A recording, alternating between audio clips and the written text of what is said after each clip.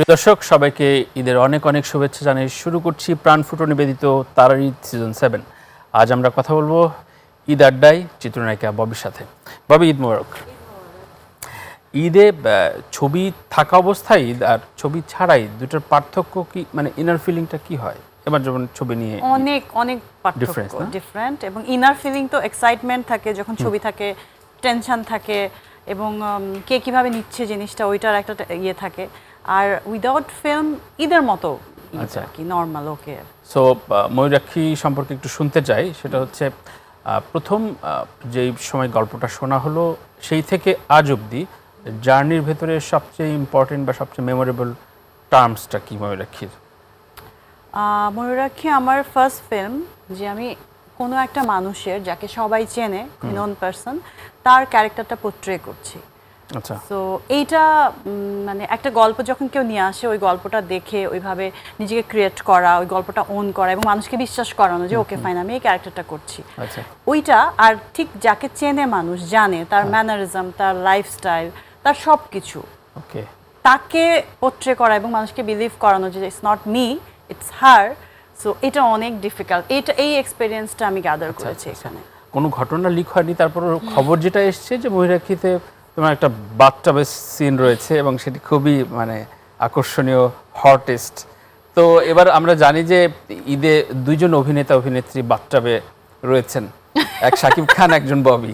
So কে বেশি ভয়ঙ্কর বাথটাবে?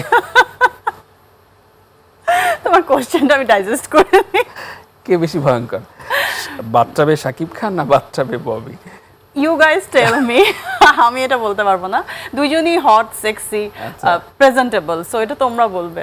Right. So এই ধরনের সিকোয়েন্স বা সিন, সেটা সাহসী চরিত্র বলি বা যে কোনো চরিত্র বলি, কেমন লাগে মানে পোট্রে করতে? বা একটা চ্যালেঞ্জ থাকে এবং ব্যাকআপ এটা থাকে যে মানুষ কিন্তু নেগেটিভ কিছু না কিছু বলবেই, এটা মাইন্ডে থাকে। আচ্ছা, যে এটা বলবে, ওইটা আমার ধরে নিতে হবে যে ওকে ফাইন, এটা নিয়ে আমি এতটা স্ট্রাগল করছি বা পোট্রে করা ট্রাই করছি খুব বিলিভেবল ওয়েতে। এই হার্ডওয়ার্কটা বা এই ইনার ফিলিংসটা কেউ বুঝবে না। হ্যাঁ, তোমরা যারা আমাকে ভালোবাসো বা সবাই যারা আমাকে ভালোবাসে, ওরা খুব অ্যাপ্রিসিয়েট করবে। বাট কিছু মানুষ থাকবে এটা নিয়ে নেগেটিভ বলবে। আমি যতই ভালো করি, যাই করি, ক্যারেক্টার প্রয়োজনে করি, ক্যারেক্টারের জন্য করি, তারপরেও বলবে যে এটা কোনো কথা হলো, এটা কি করলো, এটা কোনো ইয়ে নাই, মানে কিছু একটা বলবে, ইররিলেভেন্ট। রাইট। সো এইসব সিকোয়েন্স যখন ডিরেক্টর এবং তোমার সাথে বসা হয়, তখন মানে কি ধরনের কোনো রিস্ক ফ্যাক্টর বা আচ্ছা কতটুকু আমি যাব, কতক্ষণের সিকোয়েন্স, সেগুলো নিয়ে নিশ্চয়ই আলোচনা হয়। অফকোর্স ওইভাবে ওইটা থাকে। তারপরেও হয় না যে চরিত্রের প্রয়োজনে কিছুটা তো আমাদেরকে রিস্ক নিতেই হয় আসলে, মানে সবকিছু আসলে ফিল্মের জন্য। এবং মানুষটা যেন, একটা মানুষ যখন গল্পটা দেখবে মনে হবে যেন ইটস ন্যাচারাল, মানে কোনো কিছু ফেক করছে না বা অ্যাক্টিং না। এটা ফিল্মটা তো ওই টাইমের জন্য যেন মনে হয় যে ওইটা সত্যি, আমি একটা স্টোরির মধ্যে ঢুকে আছি, ওটা যেন অন করতে পারে, ওই চেষ্টাটা থাকে। একেবারে ঈদে আসি। ঈদে ভেরি কমন প্রশ্ন, তারপর একটু জানতে ইচ্ছা করে সব সময় যে ঈদে সবচেয়ে বেশি থাকে না যে গিফট দেয়া, সবচেয়ে বেশি মনে করা, সবচেয়ে বেশি আদর পাওয়া? আমি জানি উত্তরটা, তারপর তোমার কাছে শুনতে চাই যে কোনো একটা মেমোরির কথা। তুমি তোমার বাবার কথা বললো, আমি জানি, বলো। তুমি তো সব জানো, সব বোঝো, এই জন্য খুব স্মাইল করছি। বলো।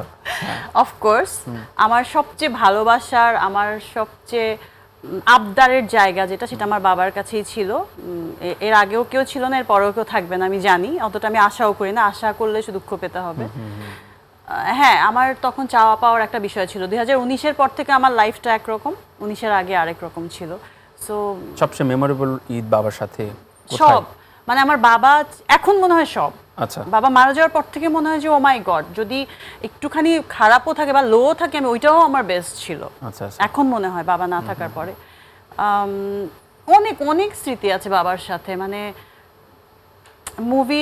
মুভি যখন রিলিজ হয় তখনও, মানে আমার বাসায় তো জানো যে আমার মা কখনো এটা অ্যাকসেপ্ট করে না এবং আমি কখনো আমার ঘরে ফিল্মের ওই পরিবেশটা পাইনি। আছে না যে মানে টাকা পয়সার বিষয় না বা ফ্যাসিলিটিসের বিষয় না, একটা পরিবেশ থাকতে হয় আর্টিস্টের জন্য বা যারা ফিল্মে কাজ করবে। কোনো টাইম টেবিলের ইয়ে থাকবে না, বা একটু প্র্যাকটিস করব বা মিউজিক হবে বা লোকজনের যাওয়া আসা, আছে না যে আমাদের অ্যাসিস্ট্যান্ট, এই পরিবেশটা আমি কখনো আমার বাসায় পাইনি। তো ওইটা একটা স্ট্রাগল আমার মধ্যে। সো বাবা চেষ্টা করতো যে আচ্ছা ফাইন ওর মতো করে একটু যখন মা দেখতো কি যে আমি বিয়ে দিয়ে দিতে চাইতো, মানে বিয়ে দিতে? মা চাইতো যে আমি যাই করি না কেন এই সেক্টরে আমি না থাকি, আচ্ছা, এটা হচ্ছে তার ওয়ান অ্যান্ড অনলি চাওয়া। আচ্ছা, সো ওই যে স্ট্রাগলটা ওইটা তো আমার করেই আসতে হয়েছে অলওয়েজ, এখনো। তো বাবার যেই সাইলেন্ট সাপোর্টটা আমি পেয়েছি, এবং এই ফিল্মে হয়তো বাবা ওইভাবে সাপোর্ট করতে পারে না, বাট বাকি আমার পুরো লাইফে তো বাবার একটা বড় জায়গা। ওনার সবচেয়ে পছন্দের ছবিটা কোনটা ছিল তোমার অভিনীত? আমার হ্যাঁ, আই ডোন্ট নো, বাট বাবা, আমার মনে হয় আমি আমার বাবার ছেলে, আমরা 3 বোন। সো আমি সব সময় বাবার সঙ্গে বাইরে যেতাম, বাজারে বা কোনো একটা কাজে, ডক্টরের কাছে বা সব জায়গায়। সো আমাকে যখন স্ট্রং চরিত্রে দেখতো হয়তো বা বাবার ভালো লাগতো। অ্যান্ড অ্যাকশন জেসমিন একটা ছবির কথা না বললেই না, ওইখানে চোর পুলিশের যে ক্যারেক্টার, মানুষ আমাকে চোর হিসাবে এবং পুলিশ হিসাবে দুটোতেই এত পছন্দ করেছে, আমার মনে হয় যে বাবা আমার ওই ক্যারেক্টার দেখে পছন্দ করেছে। আচ্ছা আচ্ছা। এসেছিল ববি খুবই প্রোডিউসার ফ্রেন্ডলি এবং প্রোডাকশনটা খুব বোঝে এবং নিজেও প্রযোজক হিসেবে কাজ করেছে। এইটাতে সুবিধা অসুবিধা কি?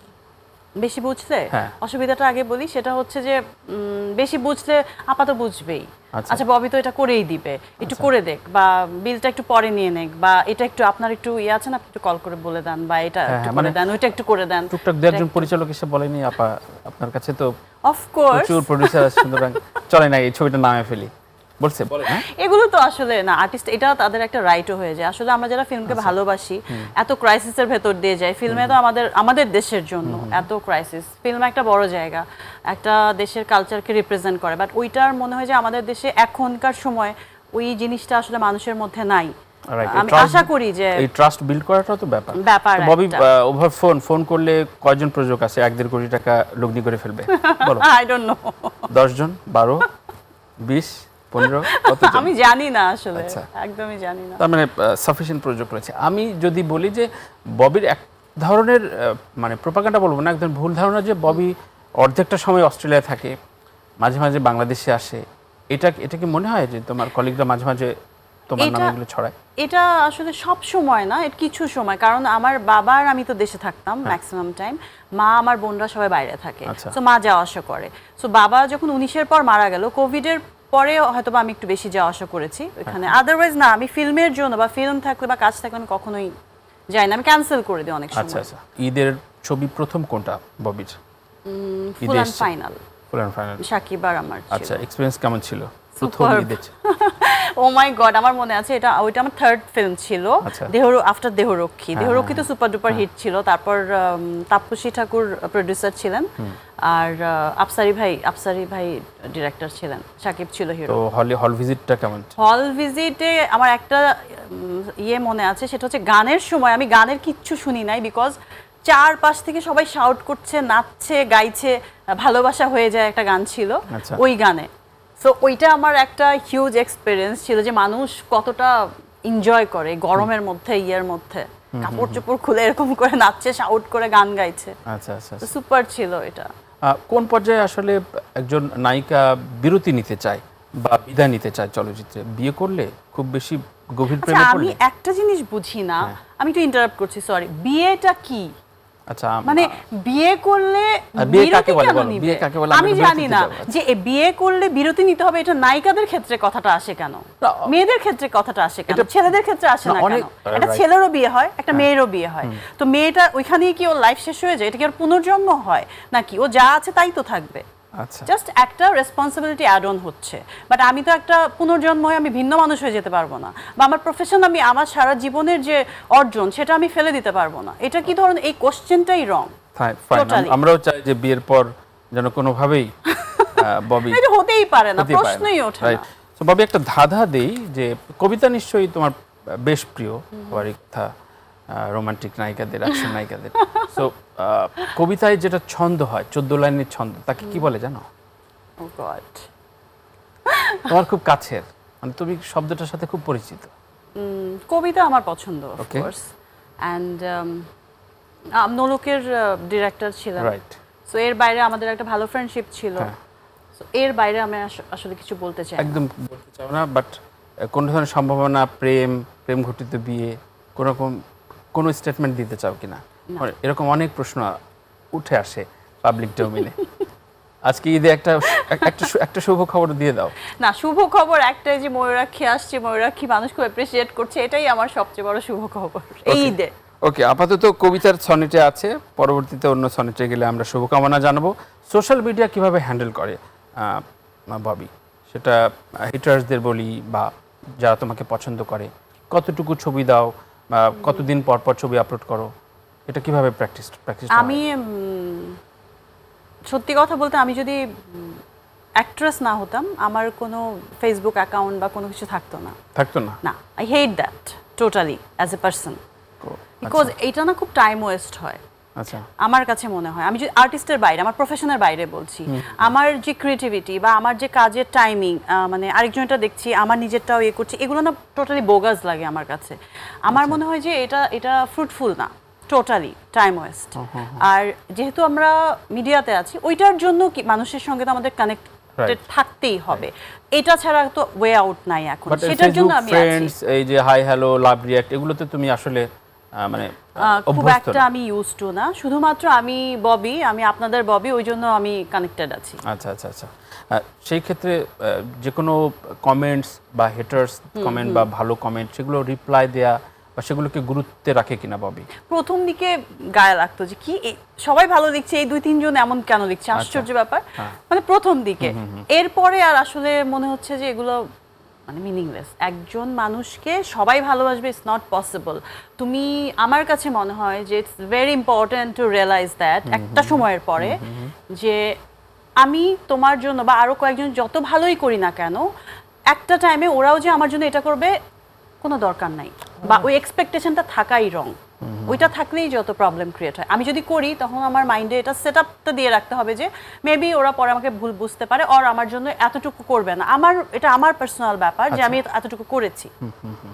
সো এই জিনিসটা আমার মধ্যে, আমার মনে হয় এই রিয়েলাইজেশনটা আমার 19-এর পর থেকে হয়ে গেছে। অনেক পুরনো সম্পর্ক মাঝখানে একটু ভেঙেছে বা দূরত্ব বেড়েছে, এরকম আবার নিজে যেচে সেটার সাথে আবার সম্পর্কটা গড়া, সেটা বন্ধু হোক, সেটা পুরনো প্রেমিক হোক, এমন হয়েছে ঘটনা? এরকম আমি বললাম না যে আমার বাবার পুরনো প্রেমিকের কাছে তো মেয়েরা ফেরে না, তাই না? না, একদমই না। ছেলে ফিরতে পারে, মেয়ে ফেরার কোনো প্রশ্ন নাই। বন্ধুর কাছে ফেরা আসলে হয়, ফেরা উচিত। কিন্তু আমি এগুলো বললাম না, আমার বাবা মারা যাওয়ার পর আমি একদম চেঞ্জ পারসন। আগে আমি খুব বেশি ভিন্ডিকটিভ না হলেও আমার একটা মানে রাগ পুষে রাখতাম যে ওকে ফাইন, আমি বলবো না, আমার কথা বলবো না, দেখা করবো না বা কিছু। এরপর থেকে আমার মনে হলো ইটস নাথিং, লাইফটা একটা জার্নি, আমরা মানে কিছু সময়ের জন্য এখানে। সো এইটা না টোটালি মিনিংলেস, টাইম ওয়েস্ট। নিজের এত হেডেক হয়ে যায় তখন, আরেকজনের উপর তুমি যখন রেগে থাকবা, আমার মনে হয় যে তোমারও তখন মুডটা খারাপই থাকবে এবং হেডেক হবে। এইগুলোর কোনো দরকার নাই, একদমই ওয়েস্ট অফ টাইম। ববির অনেক টাকা, ববি খুবই বিত্তশালী। কে বলে? কারণ বাইরে থেকে যেটা হয় যে অনেকেই খুব টিভিসি বা নাটক করে, টেলিফিল্ম করে, ওটিটিতে কাজ করে, কিন্তু ববি ফিল্মেই আছে। তার মানে ওর আসলে ব্যাকআপ, নিজস্ব টাকা, এটা কতটুকু সত্য? মানুষের না যতই টাকা থাকুক, তা অনেক টাকা লাগে। সো আমি যদি ওই টাইপের মানুষ হই, আমার যতই আছে আরও তো দরকার হয়, মেনটেন্যান্সের জন্য হোক বা যাই করি, যেটার জন্যই হোক। বাট আমি ফিল্মটাকে সত্যি খুব ভালোবাসি। আচ্ছা, মানে ফিল্মের জন্য আমি কত স্যাক্রিফাইস করেছি, এটা মানে আমি বলে বুঝাইতে পারবো না। আমার ফ্যামিলির সঙ্গে হোক, আমার নিজের সঙ্গে হোক, অনেক কিছু মিস করি। ফ্যামিলির অনেক কিছু মিস করি, বিকজ আমার ফ্যামিলি এত কনজারভেটিভ ব্যাকগ্রাউন্ডের, আর আমি ওই জায়গা থেকে এখানে, ইটস টোটালি ইম্পসিবল একটা বিষয়। সো আমি ফ্যামিলির অনেক কিছু স্যাক্রিফাইস করে, অনেক কিছু মিস করেই এটাতে সার্ভাইভ করছি। অ্যান্ড আমার মনে আছে কোভিডের সময় আমাকে টিভি থেকে বা ইউটিউব থেকে যখন বলতো, অন্য থেকে বলতো যে পার ডে অনেক অনেক হিউজ অ্যামাউন্ট, এটা ওইটা, সিনেমা থেকে অনেক বেশি। একটা সিনেমাতে আমাদের অনেকটা সময় দিতে হয়, অনেক প্র্যাকটিস করতে হয়, বাট অ্যামাউন্টটা তো টাইম ডিউরেশন অনুযায়ী কম আসলে, তাই না? পার ডের ওই বিষয়টা না। বাট আমি সত্যি ফিল্মটাকে অনেক ভালোবাসি। আমাকে মানুষ যেই জায়গায় নিয়ে গেছে, হ্যাঁ, এত স্ট্রাগল করে আমি যে জায়গায় আসছি, আমি না ওই রেগুলার বা চিপ, আমি কাউকে ছোট করছি না, ওইটা আমি খুব সস্তা হতে চাই না। একদম। ধরো 30 দিনে একটা ছবি যদি নামে, 30 দিনে কত অ্যামাউন্ট তোমার জন্য সবচেয়ে আনন্দের, মানে সমস্ত নায়িকাদের জন্য কত? হ্যাঁ, আমি বলবো সমস্ত নায়িকাদের জন্য। নায়িকাদের অনেক 1 কোটি হওয়া তো উচিত, বাট ইটস নট পসিবল আমাদের এখানে। তোমার প্রস্তাবটা কি শুনি একটু? এটা হওয়া উচিত, মিনিমাম 1 কোটি, মিনিমাম একটা ছবিতে এক একটা ছবিতে আমরা এখন যত এফোর্ট দিই, এবং সত্যি কথা বলতে আগে দেখো, আগে শুধু সিনেমা হল ছিল, বিটিভি ছিল, কম্পিটিশন ছিল না। সো ওনাদের উপর রেসপেক্ট রেখেই বলছি, ওনারা অনেক ইজিলি যে এই ফেমটা পেয়েছে আমরা সেটা পাইনি। কারণ মানুষের হাতে এখন সবকিছু, পুরো ওয়ার্ল্ডটা, তাই না, সবকিছু দেখে। আমাদের একটা ছবি দেখে ওইখানে আরো 10টা ছবি দেখে। সো এর মধ্যে আমাদের নাম মনে রাখছে, আমাদের স্ট্রাগলটা দেখছে বা কেয়ার করছে, এটাই অনেক বড় ব্যাপার, অনেক কঠিন। একদমই। তারপর শাকিব খান বলি বা রাজ বলি বা সিয়াম বলি, এদের গ্রাজুয়ালি, যদিও শাকিব খানের সাথে এদের আসলে অনেকের সিরিয়ালটা করা যায় না, কিন্তু পারিশ্রমিকটা বাড়তে থাকে, নায়িকাদের বাড়ে না কেন? পার্সোনালি নিও না, ইন জেনারেল বলছি। ওই যে ওই কোশ্চেনটা যেমন অদ্ভুত লাগে আমার কাছে, যে সবাই মেয়েদেরকে বা নায়িকাদেরকে জিজ্ঞেস করে যে বিয়ের পরে কি কাজ করবে। কোনো নায়ককে আজ পর্যন্ত কেউ জিজ্ঞেস করে নাই যে বিয়ের পরে তুমি কাজ করবে কি করবে না। তো এই কোশ্চেনটাও না এটার সঙ্গে রিলেট করে, যে নায়িকারা যতই এফোর্ট দেখ, যতই হার্ডওয়ার্ক করুক, মানে ওদেরও যে মানে ইনকামটা বাড়তে হবে এবং ওদের পেমেন্টটাও বাড়াতে হবে। হ্যাঁ, তা আমাদের, তাও আমরা কিছু নায়িকা হয়তো বা একটু বেটার মানে পাই, তারপর এটা কিছুই না, ইটস নাথিং। সবচেয়ে মেমোরেবল বার্থডে কোনটা ববির, মানে উৎসব আয়োজন মিলিয়ে? বাইরে আমি একবার করেছিলাম সবাই মিলে, ফুল ফ্যামিলি, একদম, ওইটা অস্ট্রেলিয়াতে। আচ্ছা আচ্ছা, সেটা আমার খুব মেমোরেবল। আচ্ছা, কোনো সবাই একসাথে হওয়া যায় না বিশেষ কোনো জায়গায় না, তোমাদের বাড়িতেই? বাইরে বাইরে। আচ্ছা আচ্ছা, মানে অস্ট্রেলিয়ার বাড়িতেই। আচ্ছা আচ্ছা। তো প্রতি বছর সেটা ঈদ বলি বা জন্মদিন বলি, কবে প্রশ্ন আসে যে কবে বিয়ে করবি? প্রশ্ন মানে চলতে থাকে না? এটা তো চলতেই থাকে, যে আর কত, এটা ওইটা, এসব অনেক কথাই শুনতে থাকি। কি ধরনের পাত্র পরিবারে পছন্দ? অবশ্যই শিক্ষিত সবার আগে, আচ্ছা, এবং ভদ্র ফ্যামিলি। এটা হচ্ছে আমার ফ্যামিলির একদম, মানে টাকা পয়সা মোটামুটি থাকুক, চলার মতো থাকুক বা কম থাকুক, ওইটা প্রবলেম নাই। ঘর জামাই মানে না, আছে না যে অনেক টাকা পয়সা থাকতে হবে, এটা আমাদের রিকোয়ারমেন্ট কখনোই না। মানে হচ্ছে শিক্ষিত, ফ্যামিলি ব্যাকগ্রাউন্ড ভালো হতে হবে, এই দুইটা মেইন। সো যদি বলি যে এই যে প্রেম বা ভালো লাগার বিষয় সবচেয়ে আপন মানুষের কাছে শেয়ার করা যায় না, কিন্তু পরিবারে এরকম দু একজন মানুষ থাকে, সেটা মা হোক, খালা হোক, কাজিন হোক, এরকম, মানে আমি জানি না, কারো কারো মা শুনি। তো ববির কোনটা, পরিবারে কোন মানুষটা সবচেয়ে গোপন জানে তোমার? আমার বোনদের সাথে, আমার 2 বোন, ওদের সাথে আমার অনেক ভালো আন্ডারস্ট্যান্ডিং, এবং ওদের পিচ্চিদের সাথে, 4 জনের সাথে। বাট তারপরেও আমি কিছু জিনিস ইয়ে করি, যে যদি মার সাথে ডিসকাস করতে গিয়ে বাই চান্স লিক হয়ে যায় তাহলে মার হাই প্রেশার হয়ে যাবে, তাকে বোঝানোটা অনেক টাফ। ওকে, মানে ছোট জিনিস নিয়ে অনেক টেনশন করে। সো প্রথম প্রেমের প্রস্তাব কবে, কখন, কেমন এসেছিল? একদম ছোটবেলায়, স্কুলে। হ্যাঁ, শুধু আমি আম্মার হাতে মার খেয়েছি, আমি জানি না, মানে তখন শুধুই যে কেন আসতো, তোমার কেন তো ব্ল্যাঙ্ক কলস আসে, তোমার কেন তো কার্ড আসবে, তোমার পিছনেই স্যারের বাসায় কেন ছেলেরা ইয়ে করে থাকে, তখন তো আম্মা যেত মাঝে মাঝে, তুমি কি এমন উল্টা মার তোমাকে? হ্যাঁ, আচ্ছা, যে তোমার কেন শুধু এগুলা হবে, ছেলেকে ধরে পিটাবে না তোমার? না, আমাকে আগে। আচ্ছা, সো প্রেম প্রসঙ্গ ছিল এই যাবত আনুমানিক কতগুলো প্রেমের প্রস্তাব এসেছে? খুবই কমন প্রশ্ন, অনেক জায়গায় বলেছো, তারপরও প্রেমের প্রস্তাব? হ্যাঁ, প্রস্তাব ওইটা আমি গুনে বলতে পারবো না। অসংখ্য না? হ্যাঁ। কেমন, স্কুলে পড়ার সময় প্রেম প্রস্তাব বেশি আসতো, কলেজ লাইফে, নাকি ক্যারিয়ারের সময়, মানে ফিল্ম ক্যারিয়ারে? নায়িকাকে কি সহজে প্রেমের প্রস্তাব দিতে পারে একজন ছেলে? না, একটু আড়ষ্টতা আছে, মানে ভয় পায়, বা হ্যাঁ, মানে সেটা আছে। ভালো লাগে পর্যন্ত, আপনাকে খুব ভালো লাগে, খুব ভালো লাগে, তারপর সাহস করে, তারপরে থার্ড পারসন দিয়ে ওইটা ইয়ে করে যে আচ্ছা আচ্ছা, যারা একটু আনইজি ফিল করে সামনে বলতে। আচ্ছা আচ্ছা। তো ধরো ক্যারিয়ারে তো অনেকগুলো বছর হয়ে গেল, কতগুলো হয়েছে, মানে নায়িকার জীবনে এরকম সাহসী পুরুষের গল্প শুনতে যাচ্ছি আর কি? না, হয়েছে অনেক, কিন্তু আসলে বললাম না যে এই কাজটা এমন, এবং আমার ফ্যামিলির সঙ্গে আমার যে বিষয়টা, আমি অনেক বিজি থাকি, আমার কাজ থাকলেও আমি বিজি থাকি, কাজ যদি গ্যাপও থাকে তখন আমি বিজি থাকি ফ্যামিলি নিয়ে বা আদার্স। সো আমার ওই সময়টা অতটা বেশি হয় না। ওকে, মানে প্রেমের সময় নেই ববির, ইটস এ গুড হেডলাইন। আচ্ছা ববি, তোমার মানে আপকামিং ছবি, এবং যদি বলি যে এই যে ময়ূরাক্ষী রিলিজ হয়ে গেছে, এবং এর পরবর্তীতে কোন কোন ছবি আসছে? আমার মুখোশটা রেডি হয়েছে রিসেন্ট, ওটা ডাবিংটা করছি, এটা লন্ডনে যেটা শুট করেছিলাম। তারপর খোয়াব, আবুল খায়ের চাঁদ, মুখোশটা হচ্ছে মিনহাস কিবরিয়ার। তারপর এবার তোরা মানুষও, ওটা রনির। আচ্ছা, এগুলো রেডি মোটামুটি। সো যখন দেখা যেত যে একটা পর্যায়ে সাকিব ববি জুটির বেশ কিছু যখন ছবি আসতো, তখন বাজেট অনুযায়ী একটু বড় বা লার্জ রেশিওতে ছবিগুলো, এর পরবর্তীতে মিড ফিল্ম করা শুরু করলো ববি। এটা কি ইন্ডাস্ট্রির স্বার্থে নাকি অন্য ছবির জায়গাটায় না পেয়ে, কোনটা? না, যেমন ছবি হচ্ছে, আমি একটা জিনিস বিশ্বাস করি যে হুট করে আমাকে কোথাও থেকে বাদ দিয়ে দিবে অথবা আমার রিপ্লেসমেন্টটা ইজিলি পেয়ে যাবে, এরকম ভাবে আমি সাস্টেইন করতে চাই নাই কখনো প্রথম থেকেই। হ্যাঁ, এটা আমার গুড লাক যে আমি সবসময় বড় বাজেটের ছবি করে আসছি। অ্যান্ড আফটার কোভিড কিন্তু অনেক কিছু চেঞ্জ হয়েছে, অডিয়েন্সের টেস্ট, তারপর মানে আমাদেরকে কিভাবে দেখবে, আমাদের প্রেজেন্টেশনটা আগের মতো করে চায় না, বা আগের মতো চাইলেও এরকমও চায়। এটা বাজেটের বিষয় না, পাপের গল্পটাই ছিল এরকম যে একজন ডিবি অফিসার এরকম করে মুভ করবে বা তার ইয়েটা এরকম ক্যারেক্টারটা। তো এটা বাজেটের বিষয়টা আমি দেখি, আমি ডিরেক্টর দেখি, বাজেট দেখি, এগুলো দেখি, দ্যাটস ট্রু। আর আমার ক্যারেক্টারের কতটা ইম্পর্টেন্স ওইটা খুব দেখি আমি। ওকে, সো ওইটার উপর বেশি আমি প্রেফার করি।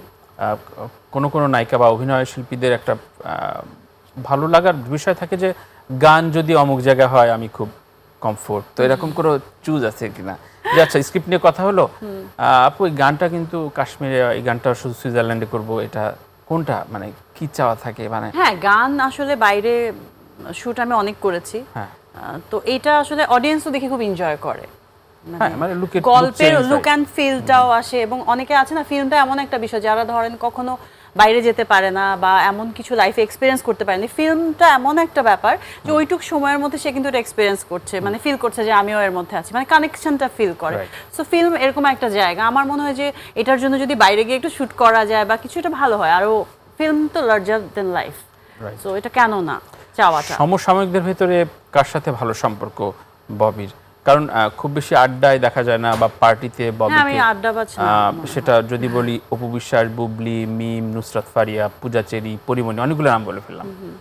মানে এর সাথে একজনের সাথে তোমার ধরো একটা লং ড্রাইভে বা একটা কাজে যেতে হবে, হ্যাঁ, এখান থেকে নিউ ইয়র্ক যাবা কোন একটা, তো বলে যে একসাথে সিট করে দেন, আমরা গল্প করতে, যদি হয় আমি মানে যে কেউ হলে আই উইল বি ফাইন। মানে কে সবচেয়ে বেশি কমফোর্ট? আমার সঙ্গে আমি জার্নি করেছি বাঁধনের সাথে, আমার ওকে খুব ভালো লেগেছে। মানে আমার মনে হয় আমার সাথে কথা, মানে ওর সাথে কথা বলতে, আমি সবার সাথে তো কথা বলে মজাটা পাওয়া যায় না, সবার সাথে কথা বলে আমার খুব ভালো লেগেছে কলকাতায় বা ফ্লাইটেও যখন ছিলাম।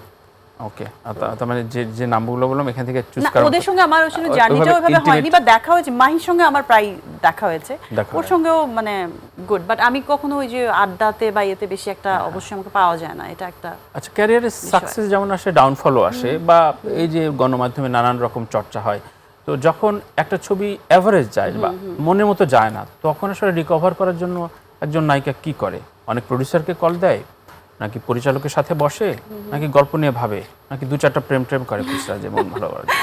আমি চেষ্টা করি নিজেকে নিয়ে ভাবা, নিজেকে আরেকটু ইমপ্রুভ করার, যে কোথায় মানে ভুলটা করছি বা কোথায় ভুলটা হচ্ছে, মানে গল্পটা কি চুজ রং হচ্ছে, নাকি আমার প্রেজেন্টেশনটা, আমার অ্যাক্টিংটা রং হচ্ছে, নাকি এই অডিয়েন্সের টেস্টটা এখন চেঞ্জ হয়েছে, আমাদের রং ইয়েতে যাচ্ছি আমরা, এটা আসলে আইডেন্টিফাই করাটা জরুরি আগে। আচ্ছা আচ্ছা আচ্ছা, তোমার একদম তুমি বললে তোমার একটা ছবি নিয়ে, তো হলে গিয়ে তোমার সাথে বসে মানে একটা কমেন্ট করছে, সিটি বাজাচ্ছে, এটা কোন ছবিতে সবচেয়ে বেশি পেয়েছো? হল ভিজিট যেহেতু সব ছবিতে করা হয়, মানে আমার গানে মানুষ, আমি যতবার গান দেখেছি, মানে আমার আইটেম গান হোক বা একটু রোমান্টিক গান হোক, মানে গানটা শোনাই যায় না, মানে চিৎকার সাউন্ড গানের সময় আমি এটা পাই। আর রোমান্টিক সিনে, দেন ফাইটে, আরেকটা হচ্ছে ফাইট। আমার ফাইট কেন জানি মানুষের কাছে, মানে মেয়েরা ফাইট করলে অনেক সময় মনে হয় না যে একটু উইক ফিল হচ্ছে বা কিছু, কেন জানি আমাকে বলে সবসময়, ওই জন্য শুনে আমি এখন বিশ্বাস করি যে হয়তো বা আমাকে এমনই লাগে, মানে এটা বিশ্বাসযোগ্য যে হ্যাঁ আমি ঠিকই ফাইট করছি, এতজনকে মেরে শুয়ে দিচ্ছি, এটা কেন জানি বিলিভেবল মনে হয় তাদের কাছে। এমনি মারছো কখনো ছেলেদের? কাকে মানে কাকে? ওইটা তো বয়ফ্রেন্ড, কততম বয়ফ্রেন্ড? আজকে বলো, ঈদের দিন। ঈদের দিন মারামারির কথা কেন বলবো বলো? হ্যাঁ, ধরো চট থাপ্পড় কে না খায় বলো? হ্যাঁ রাইট, খেতে হয়, প্রেমিকদের খেতে হয়, বেচারা জাতি তো প্রেমিক। সো আসি যে ধরো কো আর্টিস্ট তো অনেকের সাথে যেহেতু কাজ করা হয়েছে, তারপরও রোমান্টিক সিনে আমি যদি একটু ক্যাটাগরি ওয়াইজ ভাবি, রোমান্টিক সিনে কে সবচেয়ে বেশি কমফোর্ট, মানে ভালো লাগে কাজ করতে? আমি বললাম না আমি গাছের সাথেও করতে পারবো, but to be very honest, সাকিবের সাথে আমার রোমান্টিক সিনটা খুব ফ্লেক্সিবল হয়েছে, এবং স্ক্রিনে আমি দেখেছি খুবই ভালো আসছে। আচ্ছা, আচ্ছা। সেটা রোমান্টিক গান হোক বা বাথটাবের কথা যেহেতু বললা, আমার মনে আছে রাজত্বতে একটা গান আছে, ওইটার মধ্যে আমরা দুজন একসাথে বাথটাবে, আচ্ছা। তো ওইটাও খুব সুন্দর। তুমি ছাড়া ও একসাথে বাচ্চা হয়েছে বা আলাদা আলাদা আলাদা বাচ্চা? হয়েছে। আলাদা আলাদা বাচ্চা বেরিয়ে দেবার, সাকিব এক বাচ্চা বে, তুমি আরেক বাচ্চা বে, যাই হোক এটা ভালোই কাটবে আশা করি। সো এই যে বলুন একটা রোমান্টিক গেল, একটা যদি আসি যে বিরোহী বা অ্যাকশন মুভিতে যেটা হয়, মানে অ্যাকশন মুভির জনরা তো আলাদা, নায়ক নায়িকার প্যাটার্নও আলাদা থাকে। প্যাটার্নটা আলাদা থাকে। সেই ক্ষেত্রে কোন হিরো কাজ করা হয়েছে বা হয়নি, কোন হিরো সবচেয়ে বেশি কমফোর্ট মনে হবে বা দর্শকরা মজা পাবে? অ্যাকশন আমার মনে হয় শুভর সাথে আমার খুব ভালো যেত। শুভ হ্যাঁ, করা হয়নি কাজ। করা আমরা হয়নি। আগে মডেলিং করেছি, র্যাম্পে হেঁটেছি, অনেক আগে একটা নাটকও করেছিলাম, বাট কাজ হয়নি। আমার মনে হয় ওর সাথে আমার অ্যাকশন প্যাটার্নটা ভালো যেতে আচ্ছা পারে। আচ্ছা। আর স্বামী স্ত্রী গৃহবধূ খুব গ্রামীণ চরিত্র কে? ওইটা আমি যে কারোর সাথেই করতে পারবো, ওগুলো কোনো ব্যাপার না। যে কারোর সাথে? এগুলো কোনো ব্যাপার না। আচ্ছা, সবচেয়ে নিজের ছবি মানে থাকে না যে অপরিচিত একজন আসলো আমার, আচ্ছা কে কি করে, সবচেয়ে বেস্ট মুভি কোনটা দেখাতে চাই, এই যে এইটা এর নায়িকা আমি? এখন আমি ময়ূরাক্ষী দেখাবো, মানে এখানে আমাকে নিজেকে ভেঙে চুরে একেবারে একাকার করে ফেলতে হয়েছে। এবার ঈদে বেশ কিছু ছবি আসছে, পরস্পরের ছবি, মানে কলিগদের ছবি নিশ্চয়ই দেখা হয় বা উইশ জানানো হয়, সেক্ষেত্রে ময়ূরাক্ষী তো দেখতে যাওয়াই। সো সেকেন্ড মুভি কোনটা যে নিজে দর্শক হিসেবে যাওয়া? তুফান দেখার ইচ্ছা আছে আমার। তুফান? হ্যাঁ, আমার দেখার ইচ্ছা যে রাফি অ্যান্ড সাকিবের কেমিস্ট্রিটা দেখার ইচ্ছা। আচ্ছা আচ্ছা। রাফি আর সাকিবের কেমিস্ট্রি, মানে নায়িকাদের সময় চোখ বুজে থাকবে। এখানে আমাদের দেশে নায়িকা তো আছে, নাবিলা আছে। না, ওইটা তো অফ কোর্স ভালো করবে। এমনি প্রেডিকশন বা মানে তোমার পুরনো কলিগ, সো তুফান নিয়ে তোমার প্রেডিকশন কি, যতটুকু দেখেছো? আমি সোফার যতটুকু দেখেছি আমার ভালো লেগেছে। আচ্ছা আচ্ছা। ভালো লেগেছে, মানে বললাম না, এখন অডিয়েন্স একটু অন্যরকম ভিন্নভাবে দেখতে চায় মানুষকে, মানে আর্টিস্টকে। একটা আর্টিস্ট কিন্তু কখনো পুরনো হয় না যদি না তাকে সুন্দরভাবে নতুন করে বারবার প্রেজেন্ট করা যায়। শাহরুখ খান কি পুরনো হয়েছে বা কখনো হবে? বা অ্যাঞ্জেলিনা জোলি, তাকে ডিফারেন্ট ক্যারেক্টারে যে মানুষ প্রেজেন্ট করে এবং মানুষ দেখে, তাই না? সো এই আর্টিস্টরা এভাবে সরে যাওয়া, পড়ে যাওয়া, মরে যাওয়া, এগুলো বলতে কোনো ওয়ার্ড নেই। এটা হচ্ছে আমাদের ব্যর্থতা যে আমরা ওরকম গল্পে বা ওরকম প্রেজেন্টেশনে তাদেরকে ধরে রাখতে পারি নাই। রাইট। তো বাংলাদেশে যেমন ঈদে এবার ময়ূরাক্ষী এলো, বারবার বলা হচ্ছে, গত কয়েক মাস ধরে আলোচনা হচ্ছে যে ঈদেই কেন বেশি ছবি আসছে। তো ঈদের বাইরে নিশ্চয়ই ছবি দেখার আগ্রহ তোমার দর্শকদের রয়েছে, তুমি কি বলতে চাও আজকে? আছে, বাট এখন কি হয়েছে, আমি যে বললাম না যে মানুষ হয়তো বা এতটা স্ট্রাগল পিরিয়ড পার করছে যে ঈদ একটা উৎসব, একদম সবকিছু বন্ধ পায়, কিছু এক্সট্রা বোনাস পায়। সো ওই সময়টা এন্টারটেইনমেন্ট, তো আগে তো মানুষ খেয়ে পরে বাঁচবে, দেন এন্টারটেনমেন্ট। যদিও entertainment as important as food, এটা মাইন্ডের জন্য। বিকজ আমার মনে হয় যে এন্টারটেনমেন্টের অভাবে মানুষ ডিপ্রেস হয়ে যায়, মানুষ অনেক আজে বাজে জায়গায় ইনভলভ হয়ে যায়, যে সেখানে ফিল্মে যদি কেউ ফিল্ম দেখে ওই টাইমটা ভালো যায়, বা এরকম কালচারাল মাইন্ড যদি না থাকে, মানুষ কিন্তু অনেক আজে বাজে জায়গায় ইনভলভ হয়, কারণ কিছু করার নাই, এটা হিউম্যান নেচার আমার মনে হয়। সো এটা তো জরুরি, খুব জরুরি। এবং এই কারণেই ময়ূরাক্ষী এবার ঈদে রিলিজ পেল। ববি, এই পর্যায়ে আসলে তোমাদের সাথে সম্পর্ক কার কেমন, কাকে খুব ভালো করে চেনো, এটা একটা পরীক্ষা হয়। সো আমরা স্ক্রিনে তাকাতে বলবো তোমাকে, আমরা কিছু ছবি রেডি করেছি এবং ছবির কিছু অংশ দেখাবো, বাকিটা বলতে হবে আসলে মানুষটা কে। ও মাই গড, কঠিন। সো প্রথম ছবিতে আসি। দারুণ সবুজ চোখ দেখা যাচ্ছে। তুমি অ্যাকশন ছবির নায়িকা, উনিও জসিম। দেখি আমরা। ও থ্যাংক গড। নেক্সট ছবিতে যাই। এটা কোনো হিন্টস ছাড়াই আমি শুনতে চাই। শাবানা ম্যাম। ওকে, আমরা যাই। শাবানা, একদম। সো পরের ছবিতে যাই। Of my favourite Babita ma'am. একদম, আমরা যাই। খুবই লেজেন্ডারি ছবির লেজেন্ডারি Superb. পিক এটা। নেক্সট ছবি। এতটা লেখাপড়া তো করতেই হয়। ছোট। ও গড, এটা কঠিন। সো এটাও রাজ্জাক ভাইদের সমকালীন, আমি একটু বলে দিচ্ছি। এবং উনিও অ্যাকশন হিরোই ছিলেন ওই সময়, অ্যাকশন রোমান্টিক। ওকে ওকে ওকে, ওয়াসিম। আচ্ছা, আমরা যাই, এটাতে লক করবো ওয়াসিম। আচ্ছা, যাই আমরা। হ্যাঁ হ্যাঁ, yes. I am brilliant. Next ছবি, হ্যাঁ নেক্সট ছবি যাই। এটা কোনো হিন্টস দিতে চাই না। কেন? আমি দেখতে পাচ্ছি আমাদের অভিনয়ের বলা হয় অনেকে অভিনয়ের শিক্ষক, উনি মঞ্চ, টিভি, সিনেমায় কাঁপিয়েছেন আর কি। আমাদের দেশেরই তো, আমাদের দেশের অবশ্যই। হুমায়ুন ফরিদী আঙ্কেল। আচ্ছা আমরা যাই। Oh, thank you. This is also সব ঠিকঠাক, যদিও আমি বেশ সহজ করে হিন্টসগুলো দিয়ে রাখছিলাম। এবারও কিছু ঝটপট প্রশ্ন, সেটা হচ্ছে এখনকার নায়িকাদের আসলে শরীরচর্চা বা জিমে যেতে হয়, জিমে যাওয়ার সময় রেগুলারলি কোন 3টা জিনিস তোমার সাথে থাকে? জিম, এটা খুবই অদ্ভুত একটা ব্যাপার, জিমে রেগুলার আমি যাই না। আচ্ছা, এগুলো অনেকে স্বীকার করে না নাকি? মানে না, ঠিক কিন্তু আছে, আমি যাই না, আমি trust ঘুমিয়ে me। ঘুমিয়ে এমন শুকনা। অনেকে বলে না আমি তো প্রতিদিন ভাত খাই, কিন্তু এমনিতেই আমি শুকনা। কোনটা না, আসলে? এমনিতে শুকনা থাকা পসিবল না, আচ্ছা। বাট আমি রেগুলার জিম করি না। আমি চান্স পেলেই প্রচুর হাঁটাহাঁটি করি, আমি ফ্রি হ্যান্ড করি, কিছু ঘরের মধ্যেই করি। ওকে, নিজের বয়ফ্রেন্ডকে অনেক নামে ডাকে, তো আমরা আমজনতা মানুষ, অনেকের মেয়েদের কাছ থেকে শুনি অনেক রকম। তাই না? তোমরা আসলে বয়ফ্রেন্ডকে তাই। কি নামে রাখো? মানে ফোন বুকে আসলে চেঞ্জ হয় কিনা? হ্যাঁ, বাবু, change সোনা, হয়, change প্রিয়, হয়। হ্যাঁ? এই বাবু সোনা এই টাইপের না, আচ্ছা। আমার বেব অর বেবি চলে আসে সামটাইমস। বেব অর বেবি, আচ্ছা কিছু শিখলাম নতুন। তাই না? হ্যাঁ হ্যাঁ হ্যাঁ। কোন 3টা জায়গায় এখনো যাওয়া হয়নি কিন্তু খুব প্রিয়, ডিজায়ার পয়েন্টে রয়েছে? সুইজারল্যান্ড যাওয়া হয়নি, আচ্ছা। এত মুভিতে দেখেছি যে হ্যাঁ। ওইটা যাওয়ার একটা আচ্ছা। ইয়ে আছে। আর আর আর আর কাশ্মীর যাওয়া হয় নাই, ইন্ডিয়ার অনেক জায়গায় গেছি, কাশ্মীর যাইনি, ওখানে যাওয়ার ইচ্ছা আছে। আর যেটা সব মুসলিমদের তো যেতেই হবে, সেখানে মক্কায়। আচ্ছা, সিনেমা হলে বসে মানুষ প্রধানত কি কি আচরণ করে, এমন কমন 3টা অভ্যাস এই শোতে প্রত্যেকেরই আমি নিচ্ছি, শুনতে চাই তোমারটা। অডিয়েন্সদের আশেপাশের।